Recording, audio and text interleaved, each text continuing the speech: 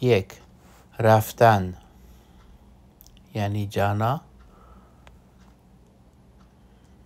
زمانه حال من به مدرسه می روم.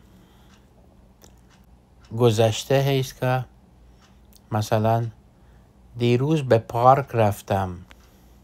اور مستقبل ہے فردا به بازار خواهم رفت. خوردن، من نان و پنیر می خورم. گذشته دیروز برنج خوردم. آینده فردا میوه خواهم خورد. इसी तरह अगला फेल है خواندن، من کتاب می خوانم. دیشب داستانی خواندم یا دیشب یک داستان خواندم. آینده فردا مقاله‌ای خواهم خواند. نوشیدن، याद रहे कि नूशीदन की बजाय जदीद फ़ारसी में खुर्दन का ही फ़ेल इस्तेमाल होता है। और यहाँ सिर्फ मिसाल के लिए ये जुमले दिए गए हैं। मन चाय मी नूशम, صبح آب نوشیدم. بعد از ورزش آب خواهم نوشید. پنجم، دیدن، من فیلم میبینم. دیروز دوستم را دیدم. هفته بعد شهر جدیدی را خواهم دید. من حقیقت را میگویم.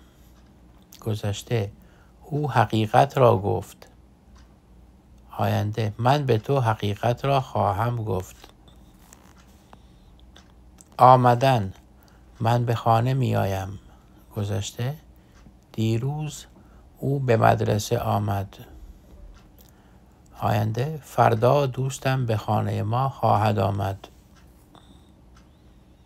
دوست داشتن یعنی چاهنا، من کتاب خواندن را دوست دارم. گذشته او فوتبال بازی کردن را دوست داشت. آینده من این فیلم را دوست خواهم داشت. यहाँ एक टाइपिंग मिस्टेक है, دوست خواهم داشت. خواهم دوست داشت गलत है. मुरक्कब अफ़आल में पहले हिस्से के बाद خواهم आता है हमेशा, ये आप नोट कीजिए. حال باشید فعل خوابیدن. حال من ساعت 10 میخوابم. मैं 10 बजे सोता हूँ जैसे कि यहाँ दिया गया. من ساعت 10 شب میخوابم. मैं रात 10 बजे सोता हूँ. گذشته دیشب زود خوابیدم. آینده امشب دیر خواهم خوابید. کردن, यहाँ एक इम्पोर्टेंट मुहिम नुक्ता है कि करदन जो है मुरक्कब अफ़आल में सिर्फ करदन हम इस्तेमाल करते हैं. अगर सिर्फ करदन हो तो उसको हमें तब्दील करना चाहिए, बहुत ज़रूरी है. अंजाम दादन में तब्दील होता है. मसलन मन तमरीन را अंजाम میدهم, ये बेहतर है. और او کار خود را کرد. बेहतर यह है कि कार खुद را अंजाम داد.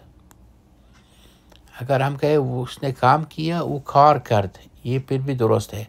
लेकिन कार खुद را کرد की बजाय हम कहेंगे कार खुद را अंजाम داد.